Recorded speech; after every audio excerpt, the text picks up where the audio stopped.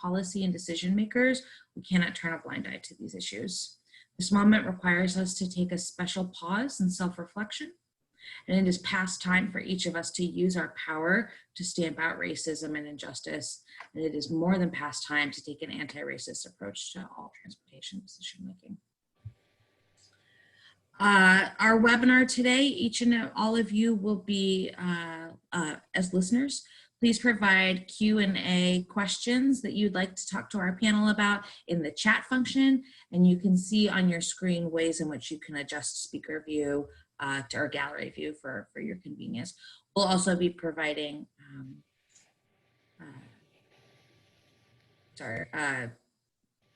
what's the word I'm looking for here? Along the bottom, you'll be able to see the words that are being spoken here.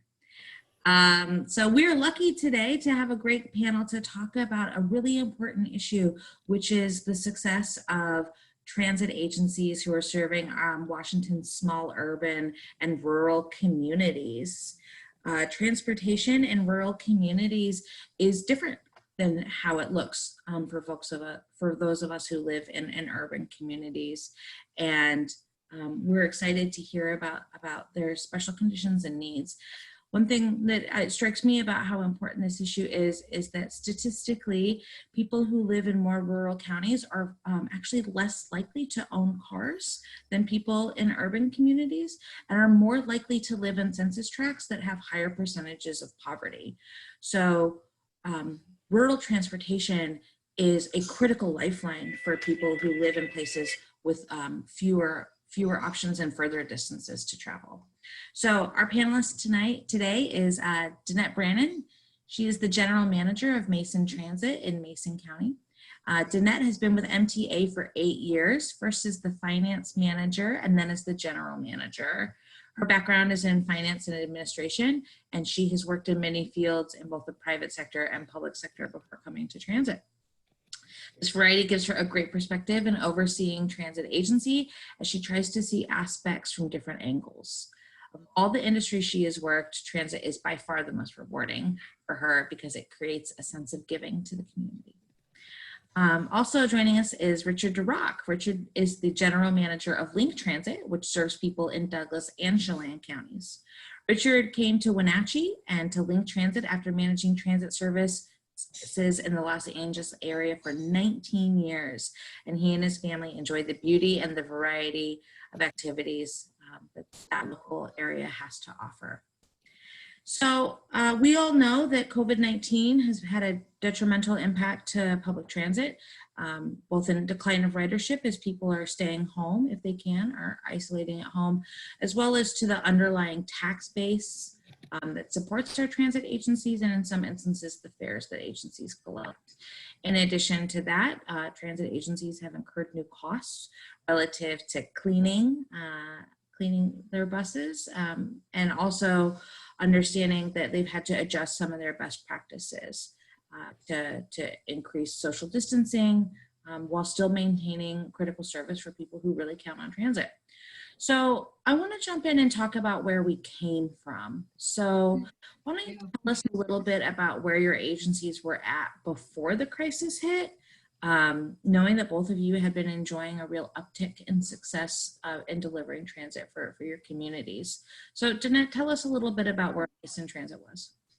So before COVID, that's what I think now that's what our words are. Before COVID, we did spend 2 years on a large service review and implementation plan, and we just had implemented our major first changes in February of this year, and immediately saw an increase in ridership, and we were so excited because we've been struggling to find new ways to serve the community. We also have been experiencing the highest sales tax ever, and just our agency was very stable, and so we're very encouraged, bright future, and we're excited to see more ridership grow and to implement more of our changes. Richard, how are things going for you at Link Transit? Well, very similarly, we had been been on a path where starting about 2016, we started a community effort to talk about what the future for Link was going to be. And we'd gone through a major rebuilding of the system after really gutting the system in 1999 after I-695. Our system was one of the ones that took the full cut that I-695 did. So we cut 45% of the system in 99, and that ended up being for us, 79% loss of ridership. When I got to Link in 2002, we started rebuilding the system. And by 16, we'd gotten it back to a pretty rational level of service. And I approached the community and the board and said, we've done as much as we can with what we have. Where do you want to go for the future?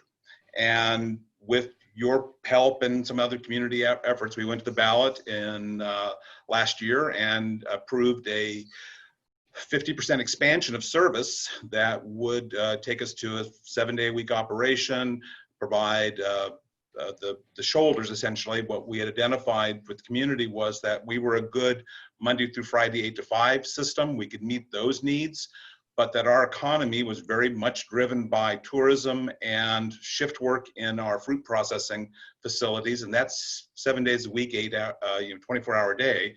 And we didn't do that. We didn't operate on Sundays. We had limited Saturday service, and we didn't operate into the evenings. So with that additional resources, we started expanding service. So a little bit last summer, even before the ballot initiative passed, we were able to take some of the sales tax growth that we'd seen in our community and added some hours to our weekday service. And we actually saw some really significant improvements. January and February were record ridership months for us. We were up 14% over last year, both in January and February. We were on path to reach about 1.4 million boardings, up from about 1 million last year, without the Sunday expansion, which was going to come in July. It was pretty impressive, actually. Amazing. I don't know if it would held up for the year, but it was a great start. And the first half of March was right on path to that until we had our shutdown on March 18th. That had a fairly significant loss initially, but it didn't. But even then, we didn't lose all the ridership right away. So, Richard, continuing with you, and then we'll move to Jeanette. How did you start adjusting in March 18th, as you said was? Well, we did a couple of things. One was we knew we could see the situation was coming, so we had made some preparations beforehand. Back in January, we had actually ordered PPE for our employees. So we had masks and goggles and so forth, so we could deal with that side of the equation when that became necessary. So from that perspective, I think we were ahead of the game. We had gone to our board and gotten the board to buy into a concept that we could provide leaves for our employees if we saw outbreaks. And we'd sort of set that stuff up in a way that would give us some flexibility, and got the board to understand we were a critical life need here, and that it was important to keep our people working, that we were a significant part of our local economy, and that it was not an appropriate response just to shut down, that we needed to make sure that we kept the system going and play that through. And so when the governor's order came into place for non-essential workers, we, of course, saw a drop in ridership. We lost about 60% initially, and that really was our professional workers, our college students, and our school kids that rode the system, because those functions all stopped. And of course, obviously, they stopped riding. But our ridership, that 40% that remained, was still there. And I know we had a lot of conversations with board members, other folks saying, well, why don't we just shut down? Wouldn't that be easier? I kept saying, who do you think rides the bus? It's the people going to the fruit processing and to the potato processing plants. It's the people who are going to the nursing homes that are cooking and mopping the floors, and to the hospital that is the facilities workers that keep those places operating. And that's who we're transporting every day. And it's not huge numbers of them, but that's what that 40% that was left is on the system there. And it really is a critical function. And so there was a recognition of that, and I think we've gone through that. We had to cut service at the end of March because we started seeing a loss of operators, and that was all something we'd also planned for. Our board just had given us the direction not to cut off access to any of the communities, so we kept frequency in our urban core. We left all our rural service to the various towns, and we've had to back off of that. Ended up that many of the drivers that pulled out because they thought they had symptoms really didn't. I don't think we actually had any active cases in our case. And so they were able to come back, and we discovered we needed to add service back in. We eliminated about 30%, 35% of our service at that time. We've had to add service back because of social distancing needs that are busier routes. We could not keep the capacities down because a full bus now is 10 passengers.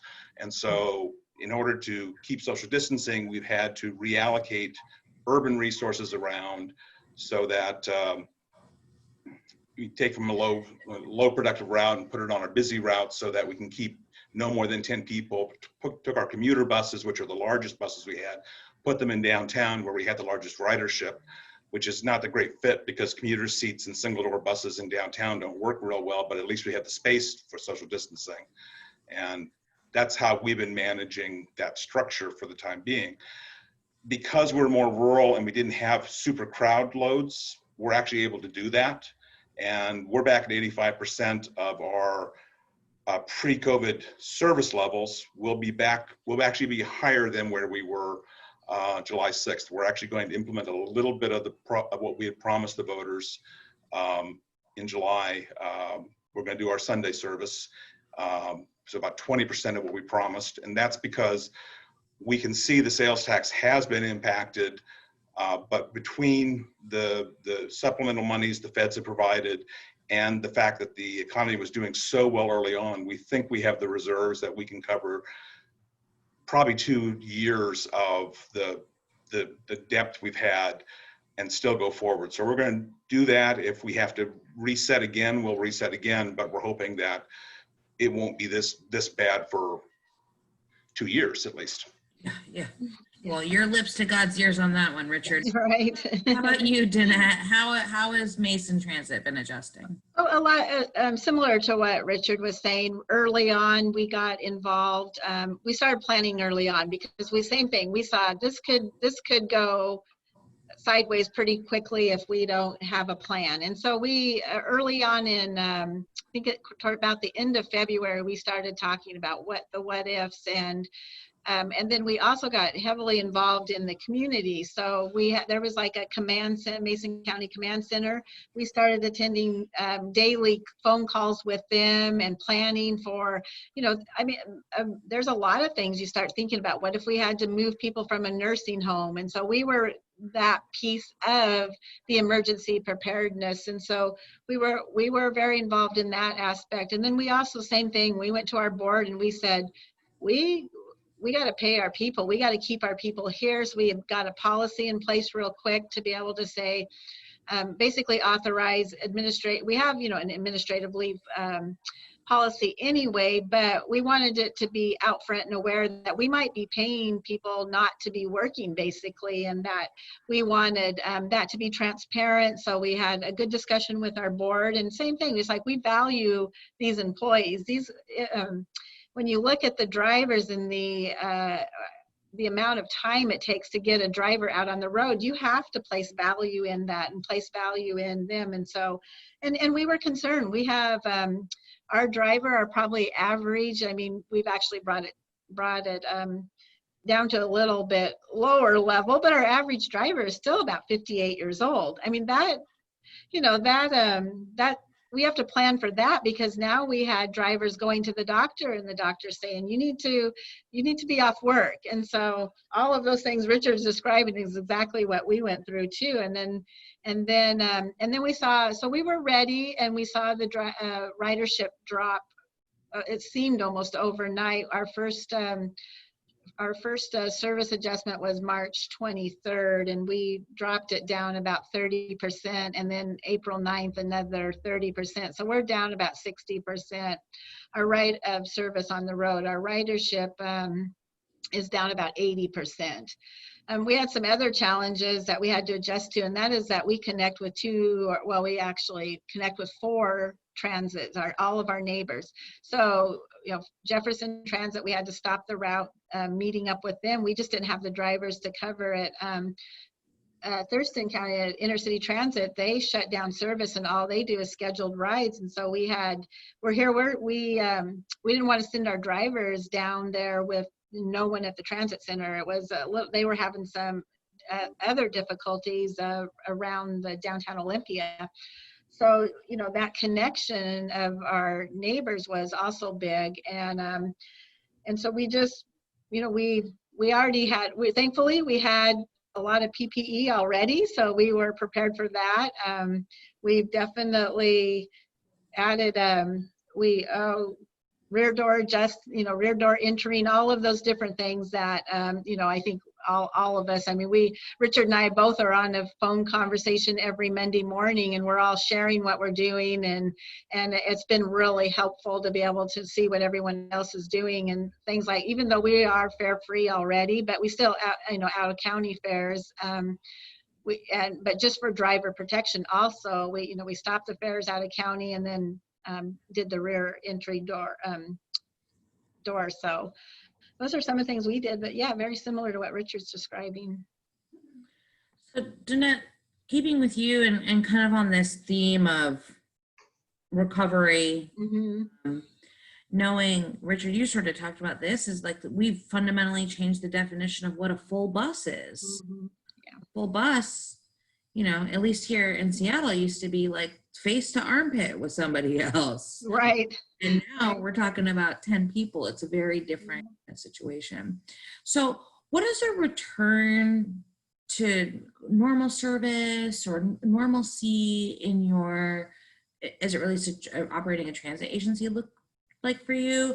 What are your biggest needs and challenges? And then how do you think that those needs and challenges are unique to the context of a rural or small urban agency? Well, I think, we have our plan of when we think we'll be back at full level of service. But I don't think, even though we might have the service hours, our service is going to look different. And so that's the piece that we're working on right now. It's right now, 10 people on a coach is a full bus. We have rows blocked out. We have, no, don't sit here, and everything to keep social justice or distancing. And part of the challenge too, when you're, in an urban system, the next bus is coming in 15 minutes. So if you miss the bus, or if you can't get on that bus, you are picked up in 10, 15 minutes. Not so in a rural system. So what we now have is basically ride recovery. If a driver gets to a stop and there is too many people for the bus, and that's starting to happen as Mason County is in phase 2, they radio in and another bus comes along, because if not, it's at a minimum a half hour, possibly longer, before that next bus is there. So that's a new norm. We have to now kind of build into our service ride recovery, or more frequent on the busier routes. So we did just recently add back in a route to help with the frequency, and then there's also the challenge of the rider standing there. How do you communicate with them? There's a full bus, and so we've taken on some things like that. Our reader board says the bus is full. If the driver can stop and let them know that another bus will be along, he or she'll call in the ride. So those are all new things that are new challenges and new ways to actually have to look at things. I think connecting, with our fellow neighboring transits, we're still trying to work around that and how that works when they may be in a different place than we are as far as their what they can put back into service. And I think honestly, yeah, the biggest challenge really is that frequency issue, and how do you solve that when you no longer can put 20 people on a bus. Yeah. So. Richard, anything to add there about your challenges and ahead? Well, I think it's very much the same thing. There's a political side of this. I mean, we're Yeah. a very conservative part of the state, and the idea that we're going to spend, next year, theoretically, if we spend all the money that we had budgeted, $20 million to move a third of the people that we had last year, which is all we can do with the equipment we have at 10 people on a bus. And that's a reality that I don't think anyone's really understood, is if we actually honor social distancing, we're not, I mean, in the rural, we might move a third of what we used to move. In the urban, we might move a fifth of what we used to move. We don't have the operators or the vehicles to meet the needs of everybody out there. And that's a real issue because, in this state, 34% of the population doesn't have a driver's license. And yeah, a lot of those people are young and a lot of those people have other issues, but it's also a lot of people who are just low income. It's that, if you will, a social justice question. And if you don't have, if your service is not reliable, if you can't depend on being able to get on the bus, I remember telling people, if we're running less than 95% on time, that means we're late getting someone to work at least once a month. I would fire an employee for being late to work once a month, and most of us are happy to be 95% on time in transit. So if we can't keep our buses at have capacity, how do we actually provide an environment that keep people employed? And that's one of our primary missions, is to get people out, to transition them to employment, to give them, to make them have access so they can take care of themselves, essentially. And if we don't provide the base to do that, that's not there. And we're going to have pressure to be efficient. Well, you can't be efficient if you can only put 10 people on a bus. You can't be efficient if you have to have, I have 5 operators that I've got stationed with buses to respond when the buses are full, to go out to do exactly what Danette's doing. Those are non-productive employees, but I have to do that in order to get people to work on time. That's a non-efficient use of resources, but it's a socially important use of resources. And until we can get to a place where we can get frequencies and get riders back again, I mean, actually get people in group situations, which is not going to be next summer. I mean, that's the other part of this that I think the community has not understood. We're talking 18 months to 2 years before we can get back to a level that we can get that armpits to shoulder, the noses type of packing again on vehicles. And politically, I think that's going to be a really tough thing, particularly at a time when resources to communities are so impacted. And so I think we're really going to have to think about who are we serving and what are the needs out there. And it's too easy to talk about coverage. It's too easy to talk about some of the base issues. We have to think about what is it's going to keep people employed? What is it's going to keep people having access to, medical care and everything else that's important in life? Because in many ways, their access to transportation is the access to that job. It's the access to the doctor. It's the access to continuation of the benefits they get. And we play an oversized role in many of these people's lives.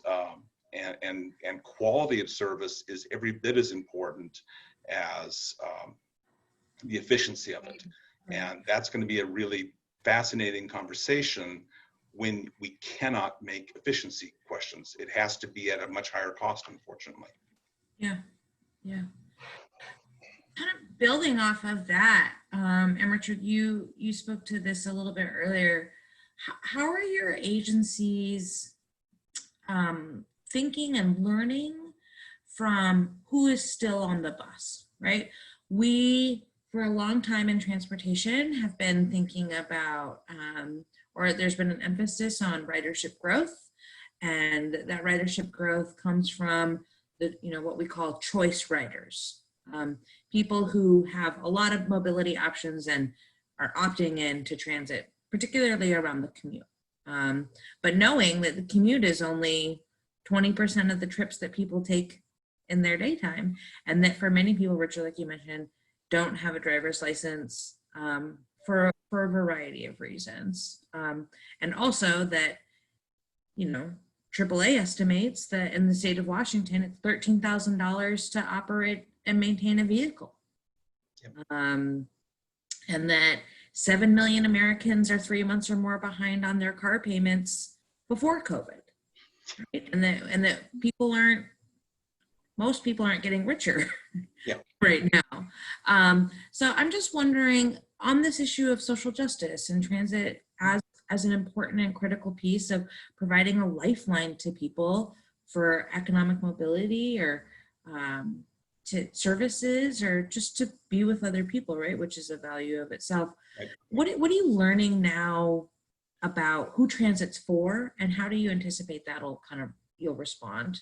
Well, I think it's been fascinating for my board. I mean, I think I've sort of recognized that population for a long time, but it's been convenient to talk about the choice rider because there's been this sort of belief in the transit world and among a lot of political sources that transit dependent riders will take whatever you give them because they don't have a choice. And I mean, I know when I worked in Los Angeles, that was absolutely the attitude we had. And it was a joke then, because what happened was that as soon as someone could find a way off the system, they did, because it was lousy service. And a lot of urban systems have had that philosophy. And I've always argued that's a mistake. We should make our system, we should strive for quality that a choice rider would have across the board, because when you make the system work, not only will you attract choice riders, but you make it work for the people that are your primary riders anyway, and you don't lose them then. They stay because it works. We have a massive turnover in transit riders. Industry-wide, we lose 25% of our riders every year because the minute they get an income where they can buy a car, they do it. If those that can do it, because most places transit service isn't particularly reliable. It isn't particularly friendly. It's not comfortable, and so people move out of it. But if we could provide a product that actually is on time, it works, and it's not the comfort piece. It's not the big piece of what drives people. We think we've made that mistake that it's the niceties that people want. No, they want on time. They want information. They want it reliable. That's the important pieces. And if we can do that, it benefits everybody. And in communicating those benefits, and then as our ridership fell and talking to our board about who we have left, it's like, okay, those are really important functions that have to happen out there. We got approached by our school district because of the remote working with the schools. We have Wi-Fi on our buses for our commuters.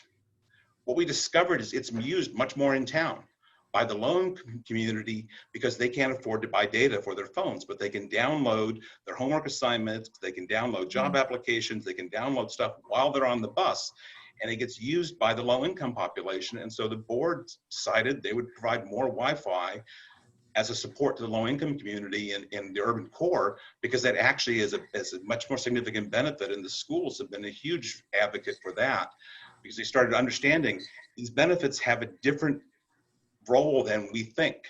They actually serve a different model out there, and it's not a bad thing that we're meeting these broader needs in society, because they benefit all of us if we do it. Yeah. What about you, Jeanette? So what we're seeing is that definitely it's the people that need transit. And we've kind of, one of the things even before COVID we started talking about is like, would you ride our system? It's like, if you had to depend on Mason Transit, would you ride our system? Because one thing is like, nobody wants to wait for the bus. If you have to wait for the bus and you can basically be out of your office or be wherever and even back home before the bus even arrives to pick you up, I mean, that does not make it appealing. And so one of the things is having more frequency in the area where most of our riders are. So we have like for rural transit, I think we do great in our downtown Shelton area. We have frequency of 15 minutes. Our ridership increased because now we found that people were probably walking from these places instead of being on the bus for 40 minutes. And so now we're, looking at those who's on our bus and what can we do to make sure that that it works for them, not for what we think, but getting out there and really saying, hey, what do you need from us? Because I mean, we all know it's not as quick as being in your car. So what are you going to do to make sure it is appealing, that it is as quick and efficient and as fast as it can be, and that people are getting to where they need to get on time, making their appointments, not sitting on the bus 2 hours. That's another, issue in our rural area. We had some routes it's kind of a combination of dial ride and fixed route, and going out to these places and a lot of times they were people who were heading in for medical appointments, maybe had some disabilities or situations that being on the bus 2 to 3 hours just to get into town was too much. And so, we really are now looking at what do we need to do for these people so that even though we're in a rural area and it may take a half hour to get into town, but how fast can we get them into town? And so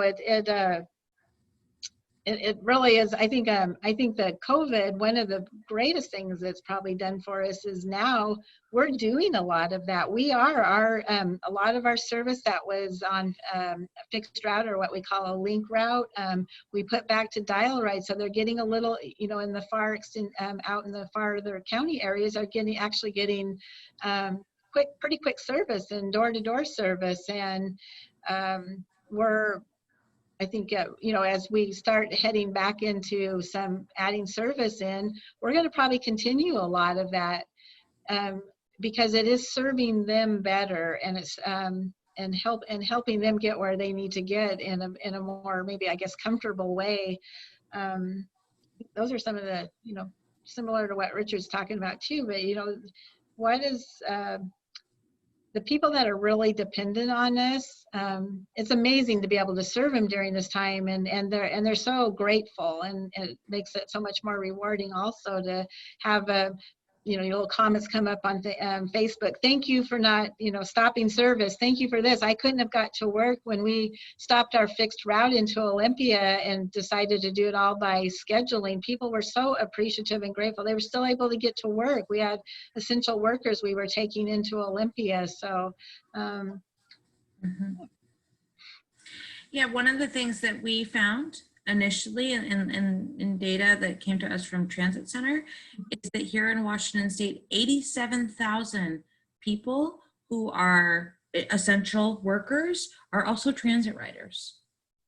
And I think this thinking about a real illumination of the fact that society really depends on people who depend on transit.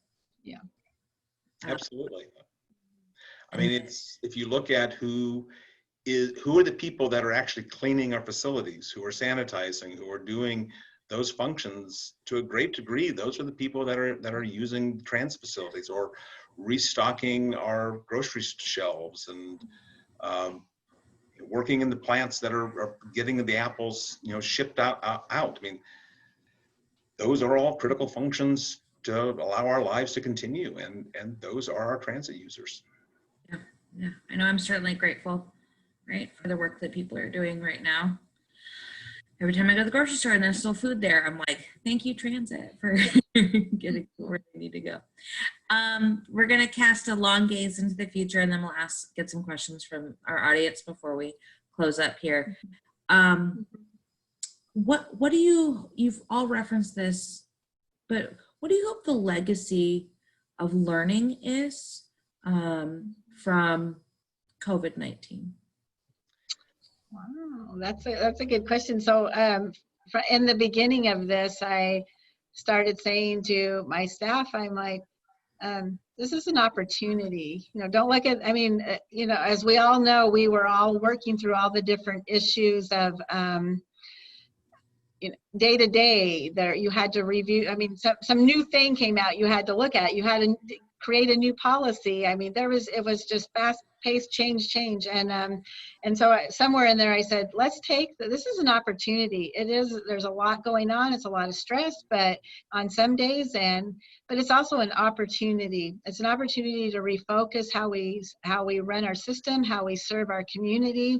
Are we really meeting the needs of the community? I mean, this is a wonderful time to try things that you might not have been able to try otherwise, because you have certain obligations that you already had your system up and going, and it's hard to sometimes do a pilot or try something new. It takes a lot of planning, and now it's like we can, well, let's do this and see how this works. If this is successful, we're going to bring that along with us as we start to reopen fully and add all our service hours back. So I think that's the biggest thing, is taking that opportunity to refocus and really look at your community and serve your community.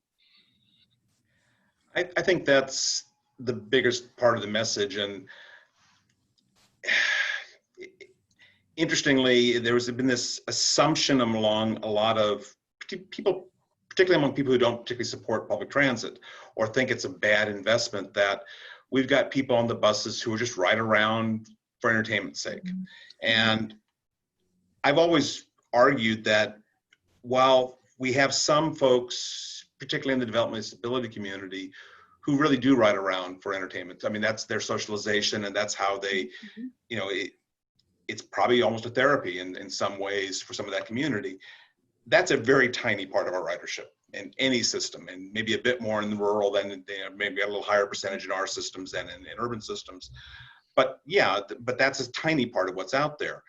But the people who ride to the dollar store on a regular basis, they're not going there to get off and on. If you look at what's in their bags, they're grocery shopping, and they only have a $2 or $3 a day, and that's how they're living, because they don't have enough money to go to the regular grocery stores and buy for a week.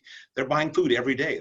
That's why they're on the bus 2 or 3 times a day, because that's how they have to live. And that's a very different environment. It really changed the thinking. A couple of my board members, as we started talking about why these people were using some of our fare-free routes and why they were hitting some of these locations that were out there. And I took a couple of them along with me and said, watch what they're doing. This is how they're getting their food. It's not just they're dropping around. I said, I mean, sure, the liquor store is next door and maybe occasionally they're dropping off there, but that's not what most of these folks are doing. This is because they don't have the resources to buy groceries the way you and I do it. They have to use the system on a regular basis. And maybe there's other solutions that if we could find a way to deal with income equity issues, then maybe they wouldn't be riding the system as much as they do. But until we deal with those issues, we're that part of that support system. And that's a different question. And it was interesting, people that had not thought of us as that role is like, okay, well, that's a different function than we gave you credit for, and something that has a different role out there that we need to do. And, maybe that is something that needs to be supported. Now, again, it becomes that overall picture is we try to be everything to everybody. And in COVID, what we've ended up being is it's that core of the people who don't have choices, because our choice riders aren't coming back, aren't here right now. And if, when the CDC sends out guidance saying that employers shouldn't allow employees to ride transit, that's going to be a while before that part comes back. So we have to focus on our critical riders for a while and not assume that we can provide bad service for them because they don't have a choice. I think that we have to take the right answer for. Yeah, I'd love that. This has been an awesome conversation, and we just have time for one question. So I apologize to the people who have really amazing questions in here about disability access, federal and state funding, but I want to leave with sort of the one question that I think is on a lot of people's minds, which is, we are going to build a better system that makes it so that people who depend on transit, like that it's irresistibly good and that they'll never leave us, right? But a big question is, how are we going to get folks feeling comfortable back on transit who, as we kind of return to a normal mobility world. So what is, and just in a quick minute, what are you doing to help people feel safe on transit? Like transit is a good place to come back to. Well, I think it's sort of the same way we've had to deal with outbreaks of violence or homelessness or other things that have made buses and transit centers uncomfortable places in the past. You have to have a presence. So as I've had to add security, which is something I never thought I'd have to do in a rural community, I've had to do that to deal with some of those circumstances and make sure that not only security, but also a little to agree some social work stuff on one side. For COVID, what we've done is I've got very visible people that come down and they sanitize the buses midday. We've made it very clear that there's a, and we always did this. I mean, this wasn't new for us. We'd always tried to, just it's some part of our culture. We've always done this, but it's a visible presence saying, we take this seriously and we are going to keep you safe. And we have to constantly put that back because, as I have to remind people, where we're seeing outbreaks in our community is in the processing plants we're taking people to. So it's entirely possible we're going to see it on our vehicles. So we need to provide the environment. We need to provide masks for people. We need to have sanitation and virucides out there and hand sanitizers and no fare systems. And we need to protect our operators, and all those things have to be there so that that initial message, and then we need to show that we don't have infections. And it's going to take some time. It's not, people that have choices, it will take time. It's not going to happen immediately. But if we can keep doing that and keep showing success at that, eventually people will start seeing, okay, it's a lot cheaper, or it's 70 miles from Manson to Wenatchee and it's snowing and I really don't want to drive. And you know what? I'll go get back on the bus again. I mean, those decisions will happen in the future again for those people that have choices, but not if they don't feel comfortable. If they view us as an unsafe place, we've lost them. And I think we have to assume we've lost them right now. We have to make the evidence that it's clear. It is a safe place. And we're as safe, I think we can make our place as safe as any place else in society if we do the right things. Danette, in our final minute, anything to add to that? I think communication is key. We are running ads in the paper each week saying, this is what we're doing to keep our buses safe, keep them clean. We have our presence, yeah, definitely at our transit community center in downtown Shelton. We have supervisors there meeting the buses and with spray bottles and rags in hand, and so that the riders see we really are going in and cleaning those buses. We have we had took some of our fleet out, and so that we can clean more regularly. We don't have as many vehicles to, since we don't have as much service on, we actually took vehicles out as well so that we could just keep a smaller fleet clean. So now they're clean every night, but I think really the key, whether it's out to the community or to your employees, is communication. They need to hear from you. They need to see what you're doing. They need to see or hear what you're doing and see you doing it. And I think that's been really key for us here. Yeah, absolutely. Well, thank you both for everything that you're doing for the people of your communities to be able to rely on transit to get where they need to go, both during this crisis and in the years of service that you've provided to your community. So thank you so much. And thank you to everyone for joining us. For folks who care about transit and care about our rural communities in Washington. We will be back on Join TCC for here's where you can get all of our information, stay in touch with us. We are in the middle of a virtual festival of honoring transit and recognizing its critical nature. We're the I Heart Transit Fest. So thanks for coming to our first event here. On the 10th, we're going to have a Mobility Justice Power Hour where we're going to be talking about anti-racism and in transit advocacy spaces. So join us for that. And then our next transit chat is about the role of other mobility options and streets and public spaces as it relates to having healthy communities. So thanks to everybody for joining us and to our panelists for your wisdom. Great, thank you. Right.